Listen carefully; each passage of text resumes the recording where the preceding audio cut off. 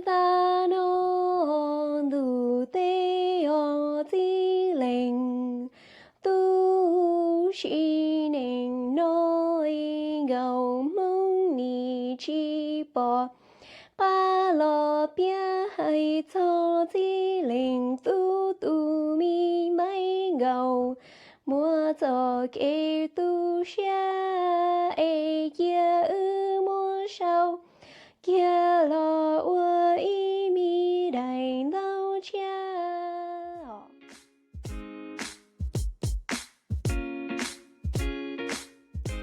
In a world dominated by digital screens and instant gratification, there's an increasing divide in our human connections and difficulties expressing our vulnerabilities.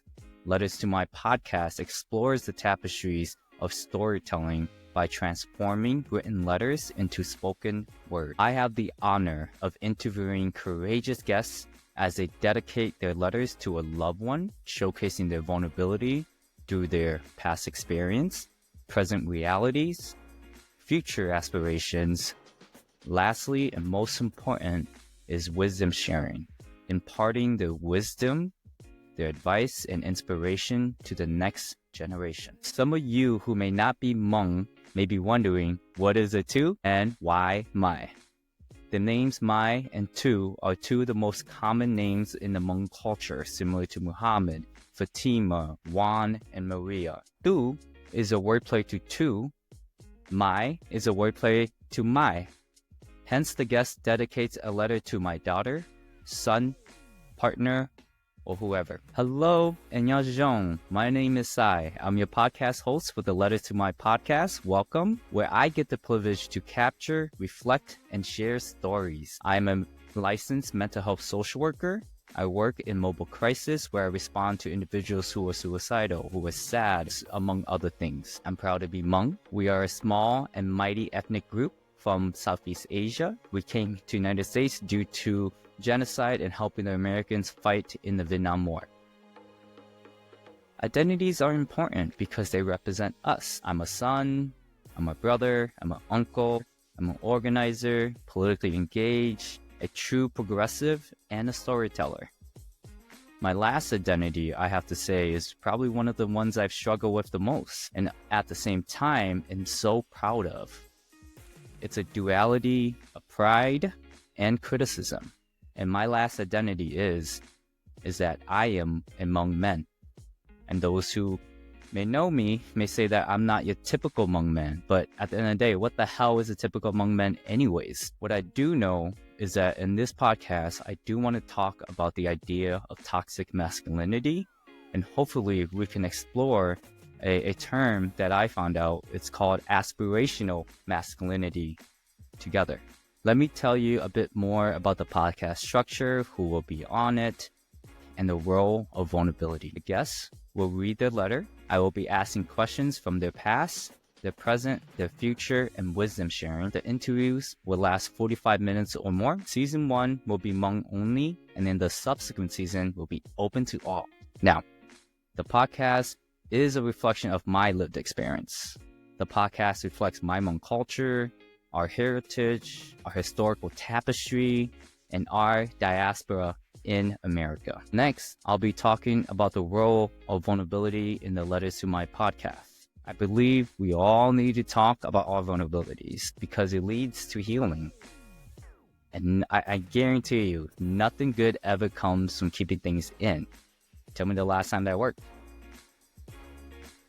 And that's why the courageous guest writes an old school letter and transforms it into the spoken word, which are so powerful. Again, I'm truly grateful for you all listening and opening your ears to all the courageous conversation that you get to hear this season. I'm excited for it. I've already done the interviews, so I'm excited for you all to listen to it. Get ready for the guest to Sa Sol, which translates in our language to send message. Again, Sa Sol, to send message by the way of letters that speak and stories that heal. Here's our next guest. Enjoy vulnerable listening. Bye.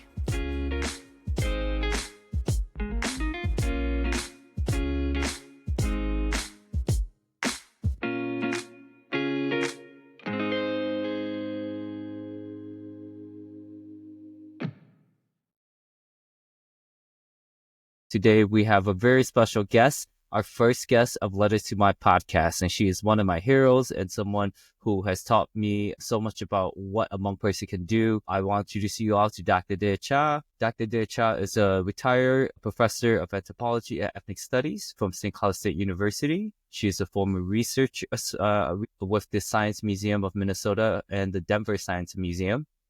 Dr. Cha is currently the CEO of Be Better LLC, which provides a marketplace among women from remote villages in Laos, China, Thailand, and Vietnam to sell their handmade arts and crafts to the world. Dr. Cha holds a PhD in medical anthropology, an MA in applied anthropology, and a BA in cultural anthropology. Basically, she knows everything, y'all. So, Dr. De Cha, welcome to the podcast. Thank you for joining us. Hello, my name is Dr. De Cha. It's my pleasure to be here to share my thought, my experience, and my knowledge with you today. Absolutely. Dr. De Cha, the listeners may not know who you are, but I want to tell everyone who you are to me. I think I went to St. Cloud State University in Minnesota, central Minnesota, a very Mika area for us. When I say Mika, non-Hmong community, it was amazing to go to see a Hmong professor there. I was 18 at that time.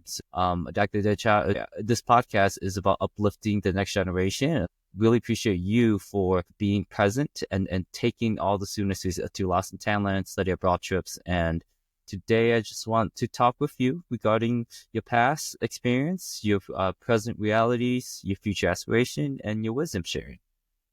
Thanks again for joining us. You're welcome. It's my pleasure to be here. Dr. De Cha, we would like, tell us who you dedicated this letter to and why. I dedicate this letter to my nephew, Gong Ya, who is my younger sister's only son. My younger sister had cancer and she passed away very early at age 32. Gong at a very young age, so he doesn't have a mother to grow up with, and I always feel that if his mother was around, he would be a different person. And so I dedicate this letter to him to tell him how much his mother loved him and what the best for him. That's powerful. Thank you for telling us that and sharing that story. So as you're dedicating this letter to him, oftentimes vulnerabilities and sharing stories can be hard. Let's talk about your past experience. Are there, whether it's things you haven't told him or things you want him to learn or know about you, kind of like what made you who you are, Dr. De Cha? What made you go to school? What made you come to America? What made you write books and so forth? So, Ted, your mother and I came to this country as refugee, where we arrived this country without speaking any word in English. We had nothing. We lost everything during the war. We grew up as a child during the war and became refugee in the refugee camp. We lived in the refugee camp for 4.5 years. We witnessed tremendous poverty, starvations, and hopelessness as refugee. A person without belonging, without country, without anything. And so we see the hardship as a young people, and when we arrive in this country, we don't take anything for granted. We have nothing, but we have each other. We have the love of our family, the support. And with that, we do what we can to study and to learn and to grow. It was extremely difficult to learn a new language. Every day we experience culture clashes. As we grow up in a Hmong society, it was typical for us as a young girl to back in Asia, in Thailand and Laos, to hold each other's hand and put hands on each other's shoulder, and that was normal for us. And when we got here, we start high school together, and we do that, and people were the normal students think we were crazy, and we had no idea what they were thinking, but they would laugh at us, they would treat us so strange, and so we start doing that. And so there every day we are bombarded with culture clashes and things that we had to learn and figure it out every day. And we worked very hard because we wanted to be the best that we can be. And because we see our parents struggle so much to fight for freedom and liberty so that we will have a life that they do not have. And so when we arrive in this country, we start our life, we really work hard to lead, to make ourselves the best life that we can, and also to lead our parents' dream of being happy, successful, and educated, and be able to live a life free of experience and freedom and opportunity. So that is what we strive for. And I hope that the young Hmong generation, whether my family, whether Tab or someone else, will not take things for granted, because you live in a land of opportunity, a tremendous resource and opportunity that if you take it seriously, you can really lead the life of your dream. And Dr. Decha, so let's talk about examples of when you saw in yourself, like, I'm going to take this opportunity in spite of everything against me when you were young or in college. Yeah. In college, it was very, very hard because my generation, we were the first woman to Hmong girl to go to college, and to go to college, we don't have anyone who had gone to college before. And so we had no idea what is a major. I had no idea what to do. And every day is figuring things out. It's just like you walk in a path that's totally dark.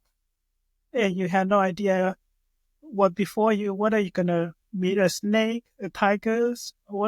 There's some big rock on the road? You have no idea. Or the hole, you don't know until you get there, right? And so when you get there, then you just have to figure out how to go around, how to get yourself across that obstacle, and figure it out. So that's just how we face every day. And I look at all the challenges as opportunity for me to learn, me to grow, instead of say, okay, this is too hard, I just give up. Because it's easy to give up, but very easy. We do not learn, and we do not grow. Yeah, that's powerful, Dr. Decha. This is a question that I like to ask people because I feel like through pain and suffering, there's growth. I love how you talked about that. So, Dr. Decha, my question to you is, what broke you? Was there anything that broke? What broke you? Like what emotionally broke you? What was so hard? What was an intense moment that was just like, that's my moment? Well, I had so many moments. I think one of the moments when I was young in Laos as a little girl, my mother was illiterate. So every time my father was in the front line fighting as a soldier. So she wanted to send a letter to him or to some other relative, that she had to go ask someone to write a letter for her. And she does. So she won't go ask, and there are very few people who can write letter at that time. So they're busy, they don't have time. And sometimes... Can you tell us the year? What year? Just say the year. No, my memory is in the late 1960 to early 1970. That's all I know. So she won't go ask a few times in order to get one letter right. There were times that they would just sit around, but they don't want to write. So she had to go back and forth until she or go ask a few people. And she will casually say that if you don't study, you don't learn how to read and write, then when you're an adult, you're going to be like me. You're going to have to go and ask people to do things for you, and they cannot do things for you until they wanted to, until they have time. But if you could do it yourself, you don't have to wait for anyone. And so things like that really sink on me. That yes. I don't want to be like her, because she didn't have the opportunity, but I do. So I wanted to be able to read and write, and I can write it for myself, and I don't have to ask other people. So that's one lesson I learned very young, is that it's the best you can do things for yourself is to ask someone else to do for you. So with that in mind, I always learn skill that I need to survive on my own as much as I can. It depends on other people only. Thing that I cannot do, that I have no control over. Sorry, I have so many questions, but I have to stop. But that's powerful. That was really good, Dr. Decha. Thank you for that. Okay, this is about the first. Okay, sorry, I'm going to ask a question. Dr. Decha, it is my understanding that you may be one of the first Hmong women with a PhD Can you talk a little bit more about that and talk about how you paved the way and talk about what that means to you and what that has meant to the next generation of Hmong women PhD, which who are awesome and has uplifted our community? I happen to do a lot of things that people in my generation, especially girl in my generation, do not do. And because my mother always emphasized the important education, and though she was illiterate, she do what she can to help me, and she will never discourage me. She will always let me, especially to study and to learn. She always support me to that. I'm very grateful that she had that mentality that she see the important education. Well, I was the first Hmong woman to receive a bachelor degree in Colorado and a master degree and a PhD, and the first Hmong woman who was a professor, and the first Hmong woman professor in this country in a tenure track position in the university. And so a lot of the things there, I think Dr. Mai, her in California was probably the very first person who had a PhD, a woman. I was after her, and she was in the clinical psychology, I think, mental health area, and I in the anthropology area. And so we have, I think, at the time that we go to school, that we do what we did, just because no one woman had done what we did. And so we were have a lot of challenge because people can't see what a woman can do, right? What a woman can do in education. Well, they can do amazing things. Yeah, Little so did they know. Yeah, they don't know, no one know. And so we can go and study, and they say, what are you going to do? You ask a girl, what are you going to do? A Hmong girl, what can you do with education? And so when I finished, and I was recruited before I finished my PhD program, like a year before. And so I did not accept the position until after I graduate, and then I start teaching. And so that is really demonstrate to a lot of the Hmong women and girls that, yeah, it's possible. We can become educated, and we can have a career. We can be wherever we want. So this is something that we did not know at that time that we could do. And so this really show a lot and inspire and motivate a lot of young people to continue their education. And that is part of my community service that I do what I can to motivate and to inspire young people to continue their education so that they have a better life and they have a good careers and that they grow personally and they can raise a more successful, healthy, and educated family. And so this is a benefit to everyone, throughout not just one community, but the society at large, that we become contributing citizens. We pay tax, we exercise our freedom and live the life that we wanted, that our parents and our ancestors wanted for us. Absolutely. No, Dr. Chow, I can really relate. Like, this is a message, one of the purpose of the podcast, which is to uplift not just Hmong men, uplift Hmong women, uplift everyone, our community. So thank you for that. This is a childhood question. I know you talked about education and you talked about your parents, but I want you to talk specifically like Dr. Deocha, like my experience. So what part of your Dr. Deocha's experience was instrumental in your childhood, whether it's education, coming to America, uplifting the next generation, and so forth? Well, I think like back in the refugee camp, my father was lost as missing in action in 1972. And so he went to the battlefield and he just never came back. We don't know whether he was killed or captured or whatever happened. So So sorry. throughout my childhood, we always hear people say that he was still alive. He lived somewhere in the back, in the village somewhere, and that we can go and find him. And so we will investigate and take a lot of time, energy, and sometimes money to train, and then we discovered that it wasn't him. So that's just the story of our whole lives, is that even we got to this country back into the 2000s, we still hear story that he was still alive in Vietnam in somewhere. And so we always do that. When Laos became a communist country, and we were very fearful about a lie. So my mother burned all the documents that he had, his picture, all his paperwork with his military service. And she had no idea how we gonna be captured any moment, right? So then we fled to Thailand. We had no evidence to prove that my father actually served on behalf of the American.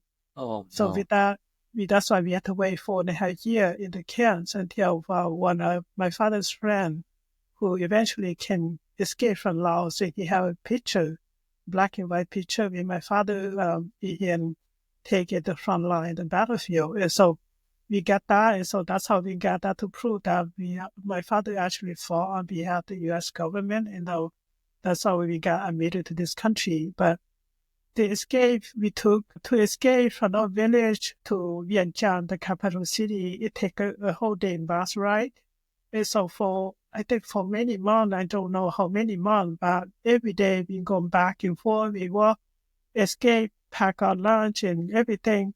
And then we got to halfway, they will be stopped by the communist soldier who have a checkpoint. So we turned around back. And so until my mother spent all her money, she had no more money. And then the last day, the last trip, she said, no, I'm not going back. I'm just going to sleep in this village and I'm going to stay here. And so at that time, my three older siblings already left. And they came by, left by themselves because they were older. And but the three of us were still young with my mother. So we just sleep in a Lao village and halfway until the next morning when there were very few people. Then they let us pass through. And so we got to Vientiane. And this is one woman, they are so, they were illiterate.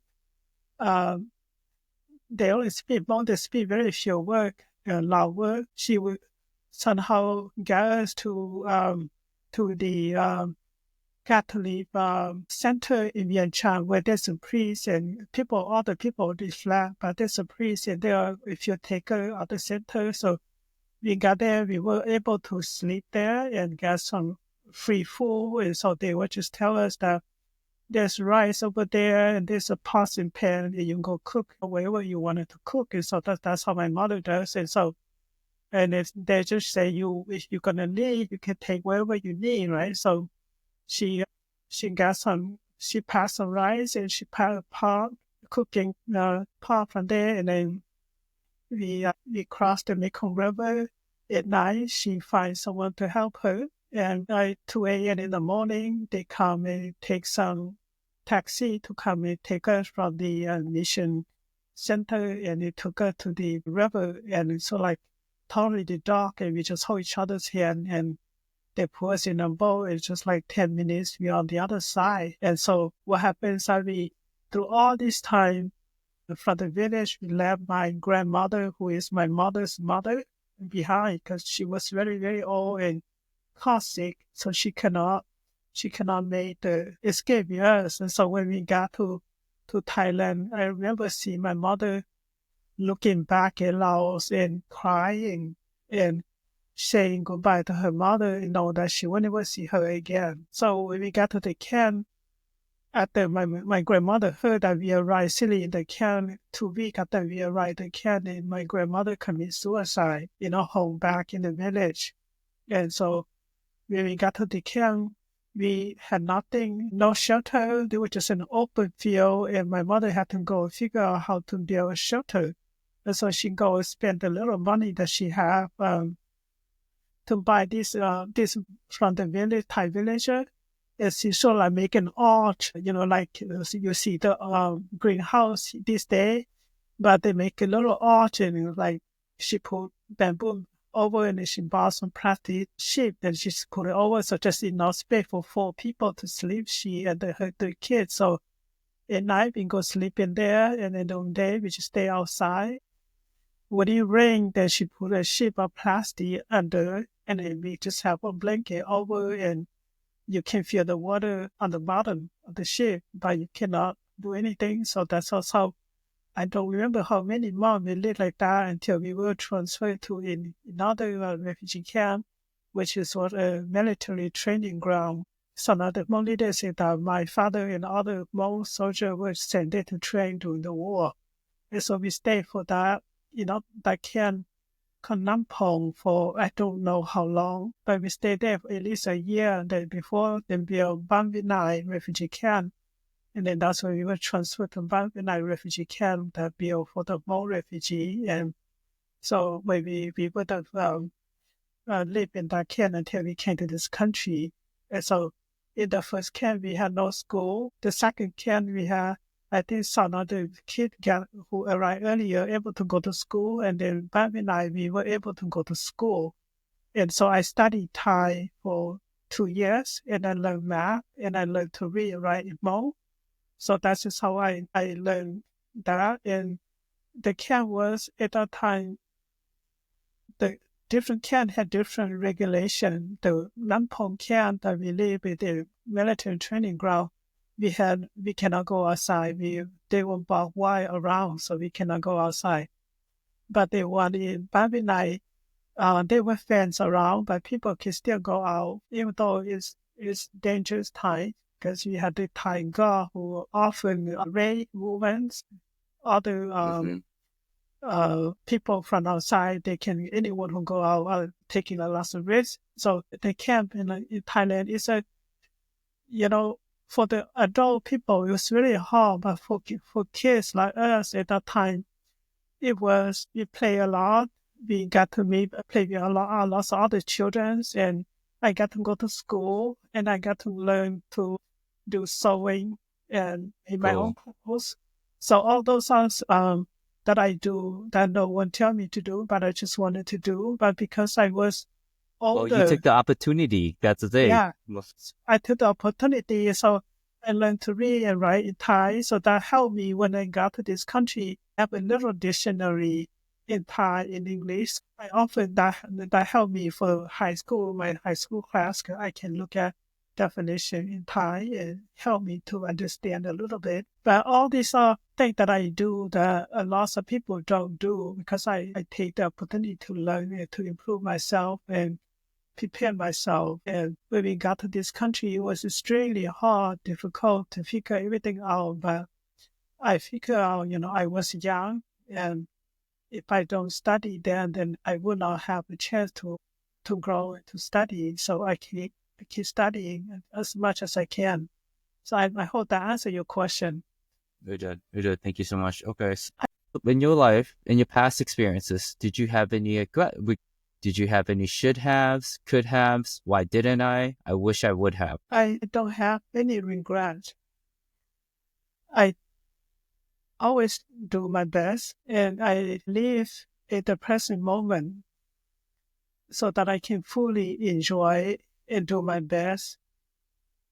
Then I don't have regret, because I really do all I can at that moment that I live. And this is another thing that people face all the time, because we waste so much time worrying about things that could happen, may happen, if, and all those things which 99% of the time do not happen, that we worry about. And then all of a sudden you do nothing. Nothing happens. And then you don't enjoy the present moment that you live at that moment too, because you spend all your time and energy to worry about something that never happened, instead of concentrate on what you could make a difference, that you can really enjoy, and that you are doing your best, and that you really live. Because the present time is what matters the most. Because yesterday is gone, tomorrow haven't come. Now is all we have. If we treasure every moment we live and we do the best we can in that moment, then that is what life is all about. Yeah, Dr. Disha, that's so true. I'm a therapist too, and present moment thinking is something that we utilize when people are anxious, depressed, or just overthinking and racing. Present moment just helps you stay present and also focus on a task at hand. So I'm happy that you talked about that. Dr. Disha, the next question that I want to ask you, what did you learn about yourself from all of your past experience?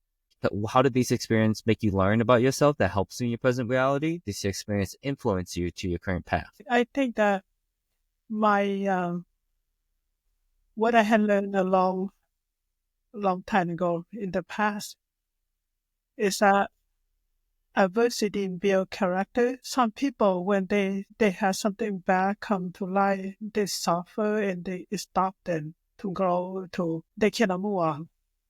But for me, it's I had tremendous challenge in life, but I figured things out. I feel like this is gonna make me a better person because if I go through this, if I survive this, I can make the best of this. Instead of worrying about thinking about why this happened to me, I say, well, there must be a reason why it happened to me so that I will figure things out. I will become a better person, stronger person.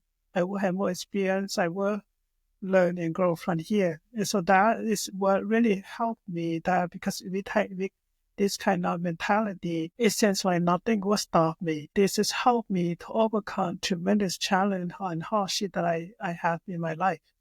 And so what I have living now is because of that mentality and because of all the experience that I have lived through.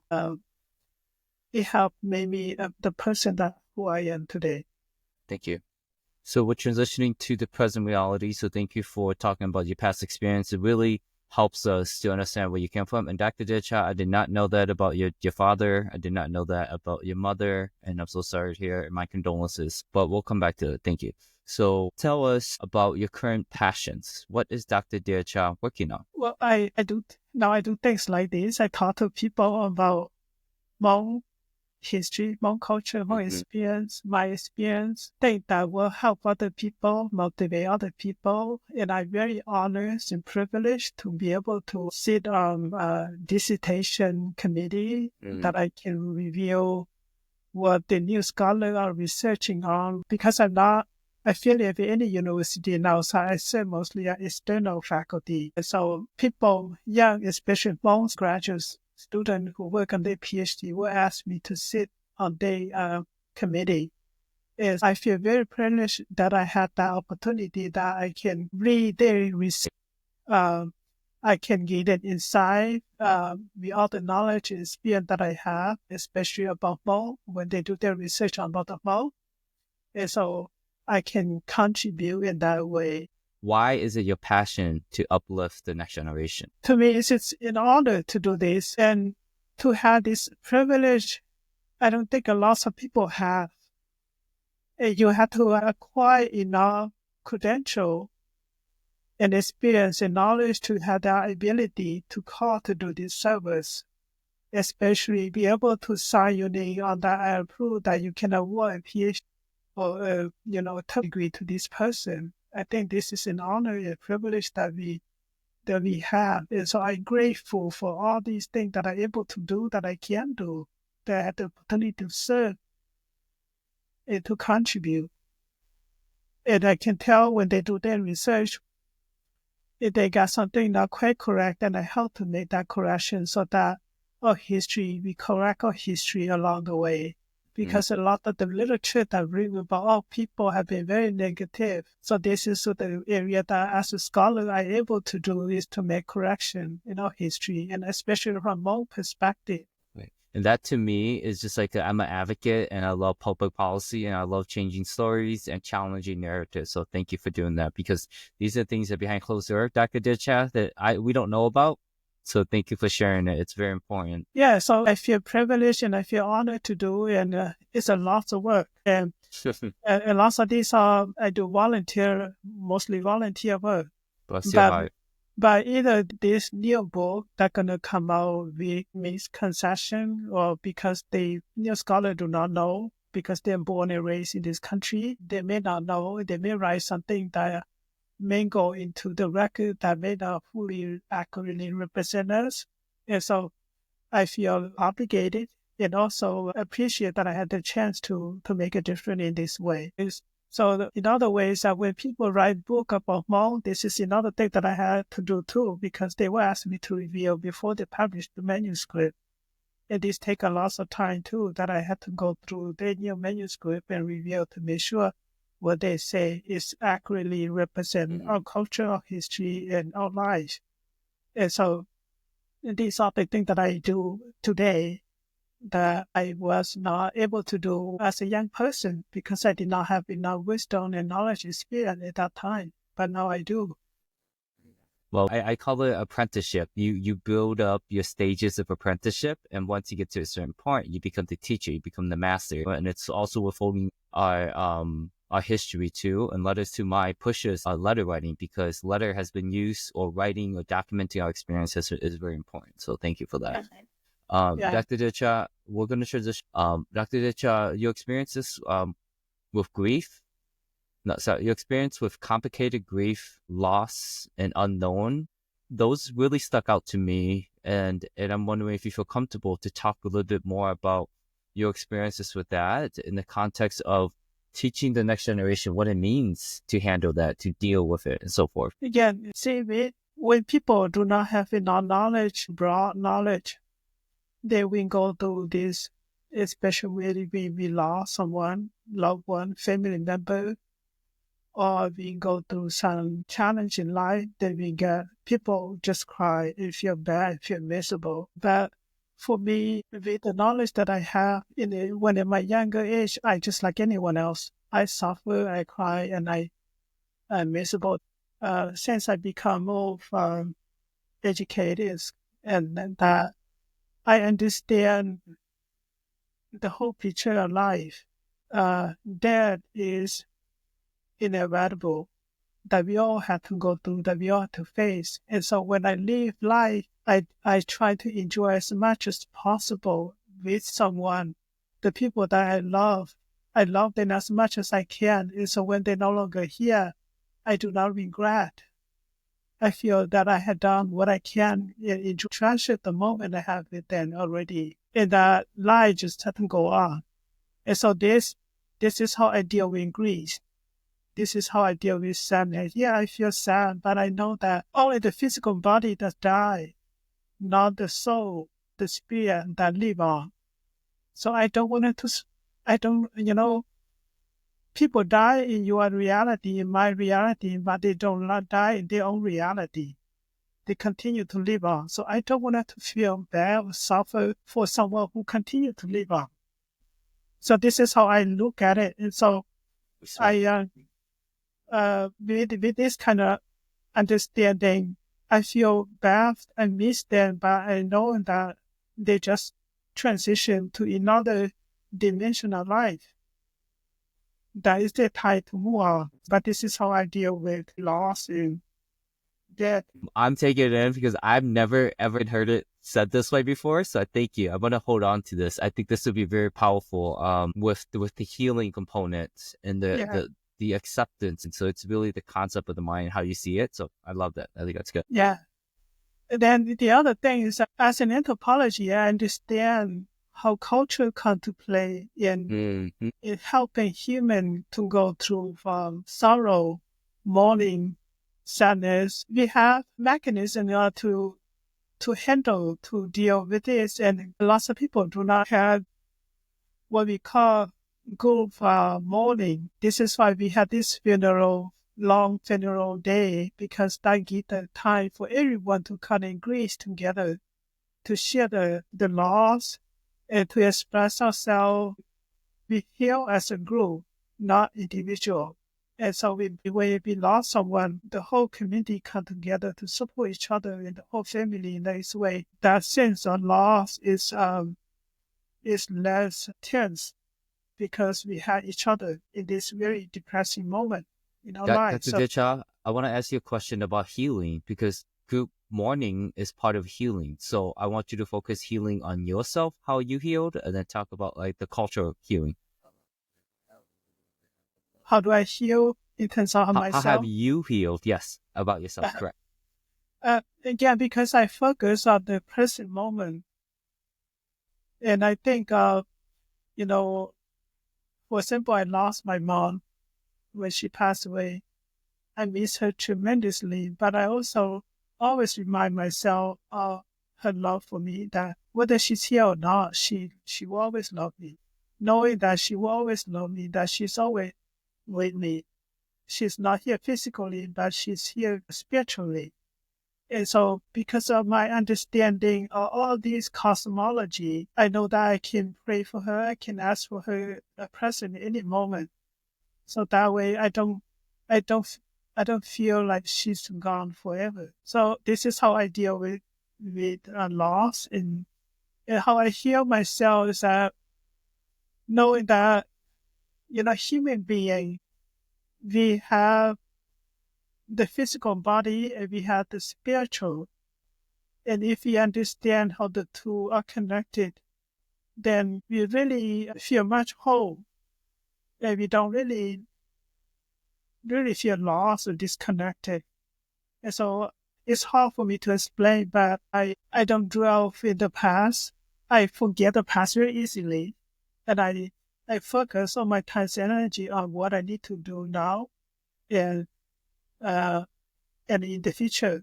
And so instead of feeling bad about that, I I don't have time to do that much. I only do what I need to do now, and then what I need to prepare for tomorrow and the future.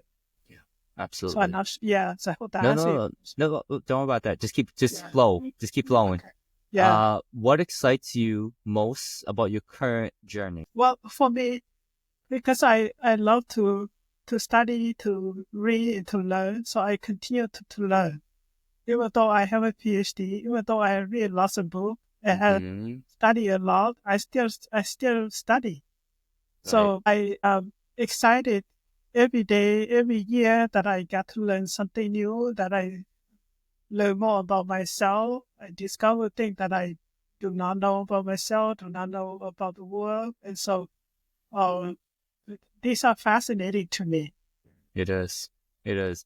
Yeah, I'm right there with you, Dr. Deerchat. Like from Charles Darwin to all the inventors to us having computer chips, human society, we have always uh innovated, which I love. And then on top of that, that means, and it was created from this state between our ears. And it took me a while too, Dr. Deerchat, because I didn't care about school. I didn't like school, but I realized that reading, the power of reading, writing, and so forth, has made me A, it's made me money, I'll tell you that. B, it's made me be able to be more self-reflective, and C, the growth mindset. So I love that. Yeah. Uh-huh. Yes. Dr. Disha, we're going to transition very close to future aspirations. But before we do, what advice would you give to someone who wished to start on a similar path as our Dr. Dia Cha? Take time to figure out what's your purpose in life. What is it that you're good at? What is it that you want to make a difference in other people's life? What is it that unique about you, special about you? What are your talents? And you have to know who you are before you know where you're going. And we have to have goals. We have to have purpose. The people who are lonely, who are depressed, who cannot get things done because they don't have a sense of purpose. If you don't have a goal, it's just like you put a boat or a ship in the ocean and you don't have the captain to drive it. If you just put a ship in the ocean, it's gonna be blown by the wind every direction and eventually can be destroyed. And you have to have a captain to drive the ship to have a roadmap where you're going. Because you don't know where you're going, you cannot get to where you want it to be. The young person who will start a career in life, this is what we have to figure it out. What is it that you're good at? What is that you want in life? What is your goal, your purpose, your mission? Where you're going, you have to know who you are. And if you don't know who you are, you don't know where you're going. But if you have a purpose, your purpose can drive you to as high as you wanted to go, as far as you wanted to go. Nothing going to stop you when you have a mission, a goal, a purpose. And every day is a bright new day. Give you opportunity to exercise, to follow the steps you need to fulfill your mission.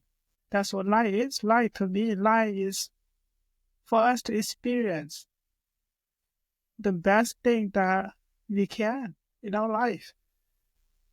To not just get along, but to be the best person that we can be. To utilize everything we have that we can say God given us. We were born a human being. You and I have the same tool, the same mind. We all can think, can see, hear, and see, and we can do that, but some people use their mind, their imagination only small percentage. They don't utilize 100% of it. Mm-hmm. And for reading and writing is what will be able to create with our minds, with our imagination. If we don't study, we don't read, we don't write, then we don't utilize that part of our being, our power, our energy that God gave it to us. We are born in, everyone born with, but not everyone use it, fully use it. Dr. Dechab, we are transitioning to the wisdom sharing to the individual who you dedicated the letter to, your nephew Gong. So in the concept of your past experience, your future, in the concept of your past experience, your present reality, and your future aspiration, can you share like a few knowledge or wisdom that you want to pass to Gong, that you want to impart, you want him to know and learn? So I wanted to get anyone who listens to this to know that life, everything in life, there are two sides, at least two sides. There's so many versions in life, but there's the positive and the negative. And if we think, the way we think, the way we feel, the way we say, work, the way we look at things, if we look at from a positive view, then our life going to reflect on that. If we focus on the negative, then our life is going to reflect on that. And so we know that when we focus on positive, our life expands. When we focus on negative, our life contract. That means it shrinks. And so if we constantly think about the good thing, what you can do, what you can be the best, then that's what your life going to reflect on that. But if you focus on the thing you cannot be, you cannot do, the thing that scare you, the thing that fear you, then your life going to be like that. This is one thing that I haven't talked much. When I was 21 years old, I had an accident that I was hospitalized for 1 month. I was in a coma for 3 weeks. Most people think I would die. And from that experience, at first I asked why me. And then most people think that because of that, I was badly burned and I was handicapped. And so that's the end of me. This is what people tell me. But then I was only 21. I was just starting college, first semester college. And so I had to do a lot of thinking at that time. I said, well, I just hospitalized for a month. I had to go home and I cannot even feed myself. My mother had to take care of me and feed me. Otherwise, everything, I would just start life over just like a baby. Totally cannot do anything for myself. So my choice is that I can continue to be SSI for the rest of my life and lead a life where majority people tell me I'm going to have to live, or overcome this tragedy and be a person that lead her dream. Then my dream was at that time to be as attend my education, go as far as I can, reach as high as possible. And that I was just starting my first semester in college. And so I had no idea how I going to overcome through all this. So for 2 years, I had to go through physical therapy and go to the hospital every week for 2 years, for rehabilitation. After that, then I had to go back to school, to college, and I had to wear a mask that covered my whole face, only my nose and my eyes and my mouth. Every day I have to ride the bus, public bus, because I can't drive. Everyone think I'm going to rob the bank. That is not Halloween. Why don't I take my mask off? And so I go to the university, right? And this is what I face every day. So if I were to think positive or negative, I only look at all the things that I have to go through, that I have to face, and I'm not gonna make it, because it's pretty bad. As a young person, right? And so, but I make up my mind that I know who I am, that I know that I have a good mind, that I figure out very from the refugee camp that I start school there, that I'm very smart. Because at the camp, even though I just start school there, I always had the number one in those days. They rank you, right? Whoever at the high Right. school, you can rank number one. So I always get the highest score. So I know that I'm very smart. And so, but people don't know that. They only see the scar on my face, the tragedy that I just went through, that how terrible I look, and that a person like me couldn't become nothing. That's all they see. But I don't see that. I see those are tremendous hardship that I have to deal with society.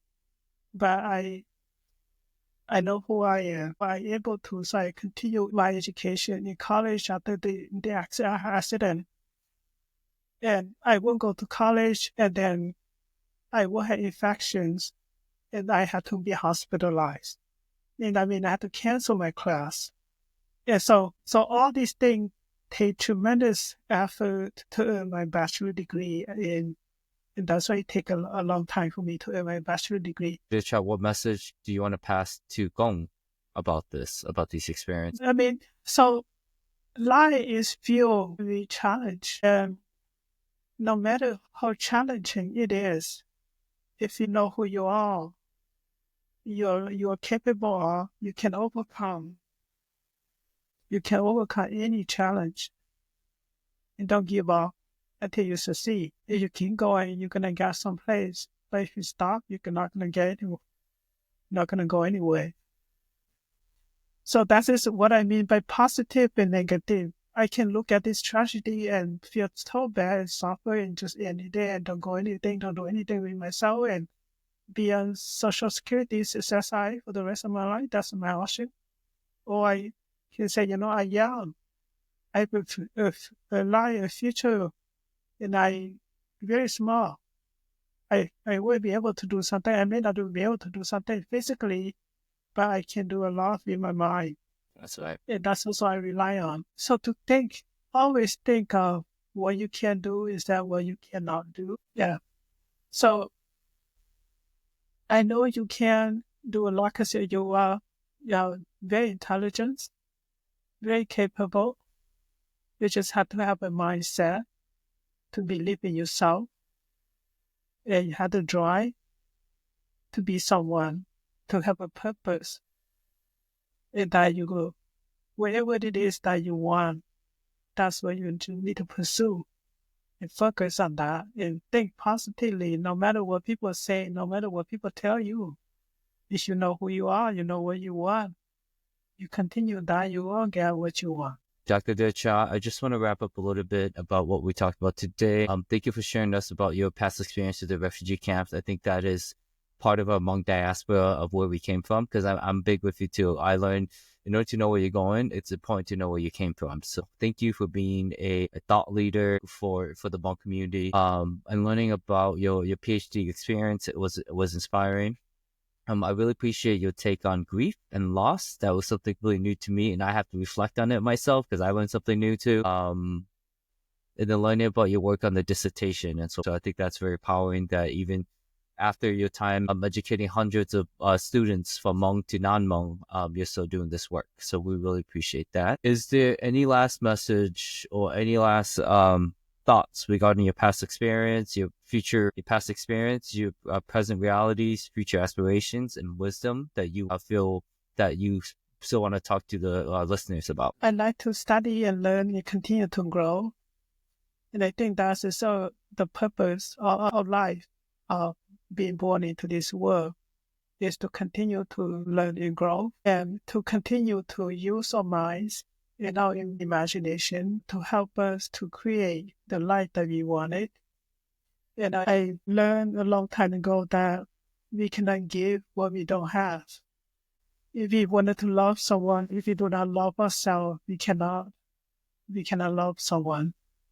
We have to have what we cannot give what we have. So If I want to give you money, if I don't have money, I cannot give you. I wanted to love you. If I don't know how to love myself, I don't know how to love you. And it's the same thing. So I want God and everyone to know that, first you love yourself, then you will be able to love anyone in life. And you have to have in order to give. Dr. Dircha, thank you for being part of the conversation.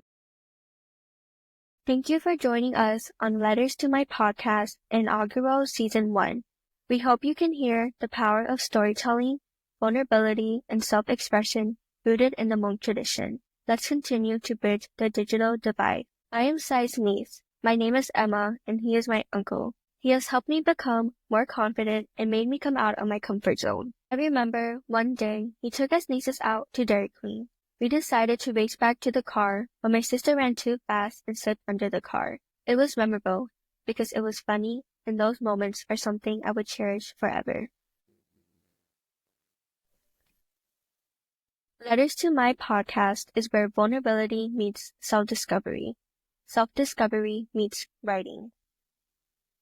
Journaling, writing letters, or handwriting isn't just about writing what is on your mind or reliving your experiences. It is a medium for self-expression and self-reflection. Take a pause and time to think. For Sai, it began with journaling in college, a practice that became a lifeline. He poured his fears, tears, failures, successes, self-doubt, and inspiring quotes on index cards. At one point, he had over 300 index cards in a shoebox. Writing helped him discover a powerful path to self-awareness, increasing his mental well-being and assisting in processing his emotions. As a social worker, a pen and paper were his constant companion, helping him process interactions and to not miss anything important. Sai has benefited from the power of writing and wants to revitalize this practice and share it with you all. A little bit more about my uncle who is the host.